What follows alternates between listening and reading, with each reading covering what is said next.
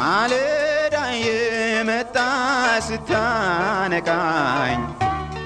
እንደምን አደራችሁ ክቡራትና ክቡራን የምፅዓቱ አዋጅ ነጋሪ አገልግሎት አድማጮቻችን፣ ሰላም ለእናንተ ይሁን። የማለዳ ቁርሳችንን አሁን ጀምረናል። አዘጋጅ እና አቅራቢ ፓስተር አለማየሁ ነሞ። መልካም ጊዜ ሆነላችሁ። ከሕይወት ምንጭ ውሃ ስታረካኝ። ሰላም ጤና ይስጥልን። እንደምን አደራችሁ። ይህ በምፅዓቱ አዋጅ ነጋሪ አገልግሎት እየተዘጋጀ የሚቀርብላችሁ የማለዳ ቁርስ ፕሮግራማችን ነው። ወደ ዛሬው የማለዳ ቁርስ ከማለፋችን በፊት እግዚአብሔር አምላካችንን አብረን እናመስግንና ወደ ዛሬው የማለዳ ቁርስ እናልፋለን። የዘላለም አምላክ እግዚአብሔር ሆይ ይህንን ማለዳ በምሕረትህና በቸርነትህ ስለሰጠን፣ ስለበዛልን ጸጋ፣ ስለ ምሕረትህና ስለ በጎነትህ ሁሉ ክብር ምስጋና ለአንተ ይሁን። በዚህ ማለዳ ደግሞ ሕያውና ቅዱስ የሆነውን ቃልህን ልትገልጥልን፣ ልታስተምረን፣ በቃልህ ብርሃን ደግሞ ሕይወታችንንና መንገዳችንን ልትመራ መልካሙን ዕድል ስለሰጠህን እናመሰግንሃለን። ቃልህን ፍቺ ያብራልን። ሁሉ ለስምህ ክብር ይሁን። ስለ ሁሉ ነገር ተመስገን። በኢየሱስ ክርስቶስ ጌታና ጻድቅ ስም እንግዲህ እየተመለከትነው ያለነው የገላትያን መጽሐፍ ነው።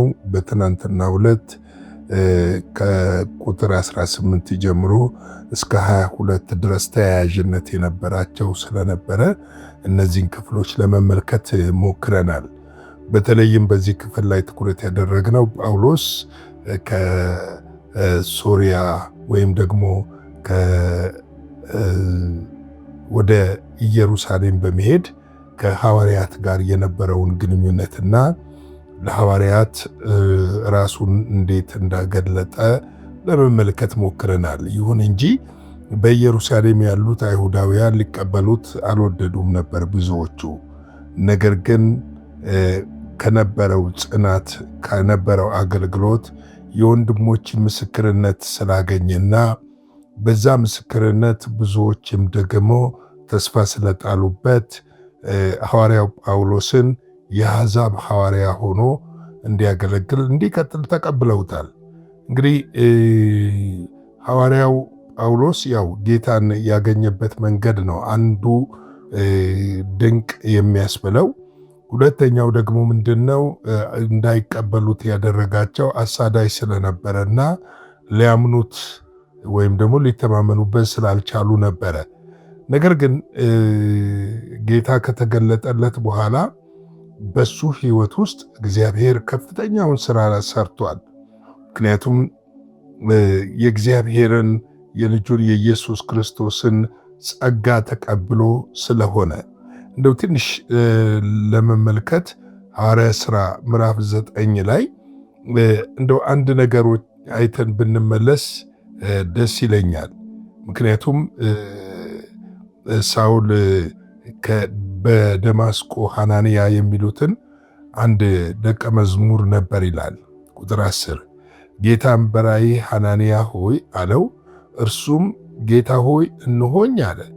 ጌታም ተነስተህ ቅን ወደሚባል መንገድ ሂድ፣ በይሁዳ ቤትም ሳውል የሚሉት አንድ የጠርሴስ ሰው ፈልግ፣ እነሆ እርሱ ይጸልያልና ሐናንያም የሚሉትን ሰው ገብቶ ደግሞ እንዲያይ እጁንም ሲጭንበት አይቷል አለው።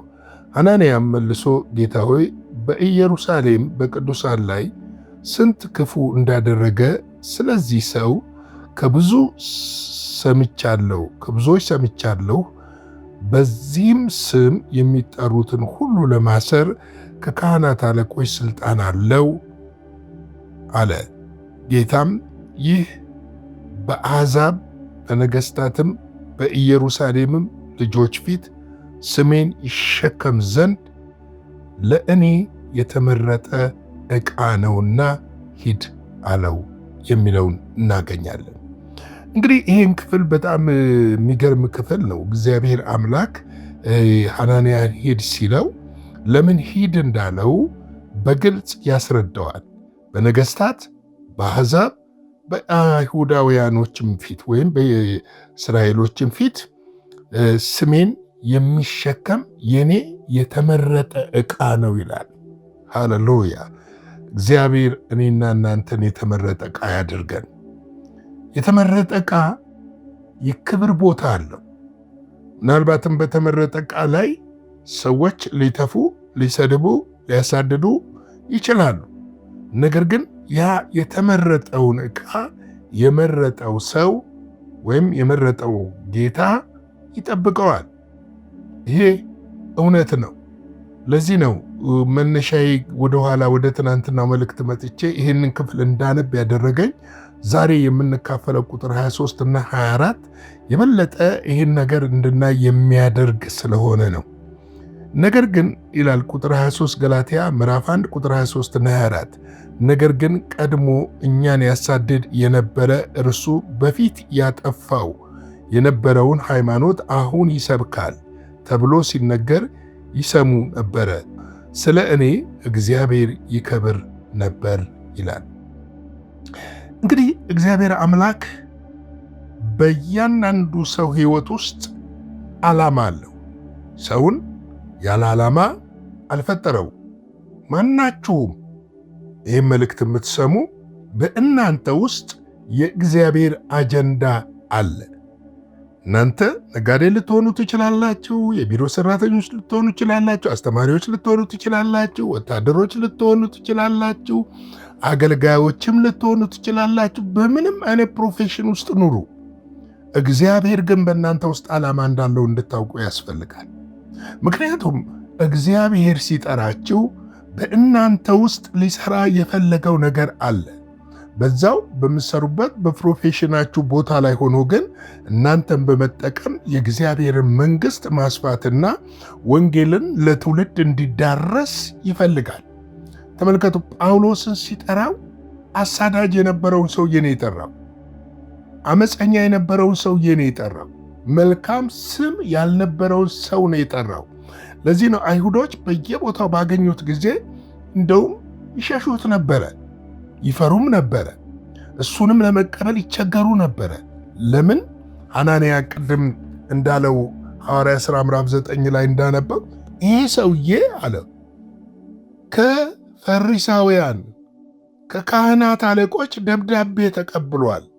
ደብዳቤ ይዞ መጥቷል። የመጣው ደግሞ በየመንገዱ ላይ ያገኛቸውን ክርስቲያኖችን እያሰረ ወደ ኢየሩሳሌም እየላከ ወህኒ የሚጨምር ሰው ነው ብሎ ሐናንያ ሲናገር ኖ አሁን ተለውጧል አለው እግዚአብሔር። አሁን በአሕዛብ በነገሥታት በአይሁድም ፊት ስሜን የሚሸከም የክብር ዕቃ ነው ያለው። ተመልከቱ፣ እግዚአብሔር አመፀኞችን ለውጦ፣ ክፉዎችን ለውጦ፣ ጠማማዎችን ለውጦ ለራሱ የክብር ዕቃ አድርጎ የሚጠቀም አምላክ ነው።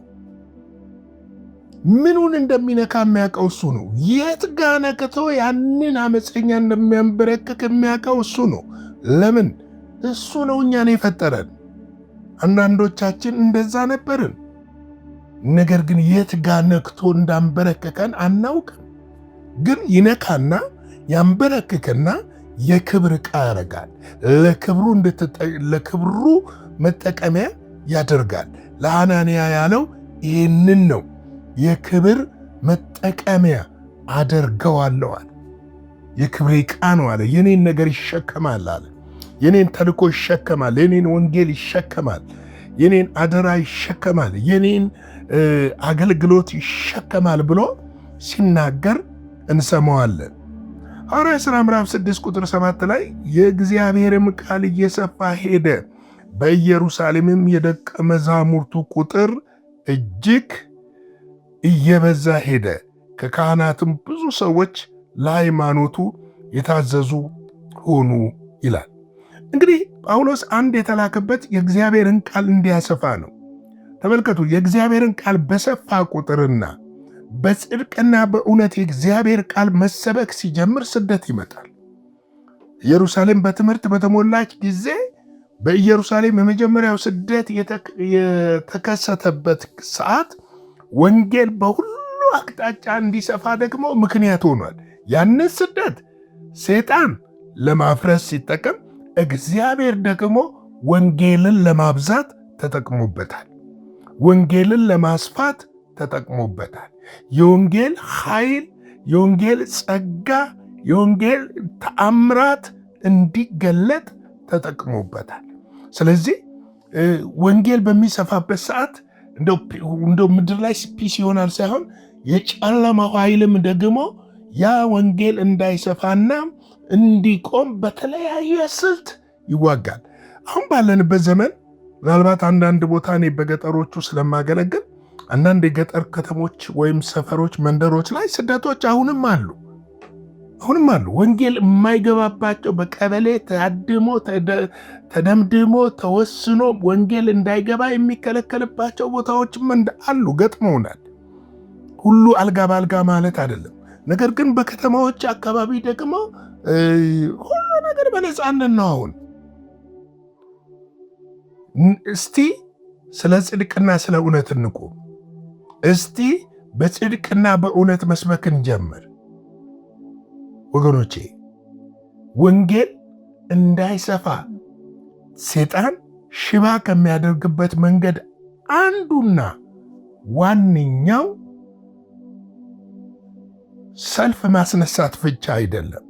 ሰዎችን ከእግዚአብሔር ሐሳብና ተልእኮ በማውጣት በምድራዊና በዓለማዊ ነገር እንዲጠመዱ በማድረግ ወንጌል እንዳይሰፋ ያደርጋል። ይህ እውነት ነው። በተለይ አሁን እኛ ባለንበት ዘመን አንዱ የወንጌል ተግዳሮት የሆነው ሰዎች ዓለማዊነትን ከምንም ጊዜ በላይ እያሰፉ ዓለማዊነትን ወደ ቤተ ክርስቲያን እያሾለከ ሰይጣን እያስገባ እንደሆነ አለማወቃችን ጭምር የጎዳን ይመስለኛል። ስለዚህ ወንጌላችን እንዲሰፋ ዓለምን ከውስጣችን ማውጣት ይጠበቃል። ሐዋርያ ሥራ 8:3 ላይ ምን ይላል? ሳኦል ግን ቤተ ክርስቲያንን ያፈርስ ነበረ፣ ወደ ሁሉም ቤት እየገባ ወንዶችና ሴቶችን ይጎትት፣ ወደ ወህኒም አሳልፎ ይሰጥ ነበረ ይላል። እንግዲህ የሳኦል ተልኮ ይሄ ነው። ለዚህ ነው የፈሩት። ለዚህ ነው እሱን ለመቀበል የተቸገሩበት ምክንያት። ለዚህ ነው ከሳኦል ጋር አብረው መቆም ያቃታቸው ምክንያት ነው። ነገር ግን ሳኦል ከዳነ በኋላ እግዚአብሔር ደግሞ በሱ የክብሩ እግዚአብሔርን ያከብሩ ነበረ። ስለ ሳኦል እግዚአብሔርን ያከብሩ ነበረ፣ ስለ እኔ እግዚአብሔርን ያከብሩ ነበረ ይላል። እግዚአብሔር ሰዎች ብዙዎች ስለኛ እግዚአብሔርን ያከብሩ ይሆን? እንግዲህ የዛሬ የማለዳ ቁርሴን በዚህ ልግታና ነገ በሌላ አዲስ ምዕራፍ እንገናኛለን። አጭር ጸሎት እንጸልይና የዛሬውን የማለዳ ቁርስ እዚህ ላይ እንግታ። የዘላለም አምላክ እግዚአብሔር ሆይ ስለዚህ ማለዳ እናመሰግንሃለን። ስለ ምሕረትህ፣ ስለ ቸርነትህ፣ ስለ በጎነትህ ክብር ምስጋና ለአንተ ይሁን። ይህ ቃል በሕይወታችን፣ በነፍሳችን፣ በመንፈሳችን፣ በሥጋችን እንዲሠራ በክርስቶስ ኢየሱስ ስም እንጠይቃለን። እኛም በዚህ ዘመን ያንተ ታማኝ የወንጌል አርበኞች እንድንሆን ጸጋና መንፈስ ቅዱስ እንዲረዳን በኢየሱስ ክርስቶስ ስም እንጠይቃለን። ሁሉ ለስም ክብር ይሁን። ይህንን ቀን ባርክልን፣ ከክፉ ሁሉ ጠብቀን፣ በልጅህ በኢየሱስ ክርስቶስ ስም አሜን። በነበረን የመልእክት ክፍለ ጊዜ እንደተባረካችሁ ተስፋ እናደርጋለን። በነገው ማለዳ በሌላ ዝግጅት እንገናኛለን። መልካም ቀን።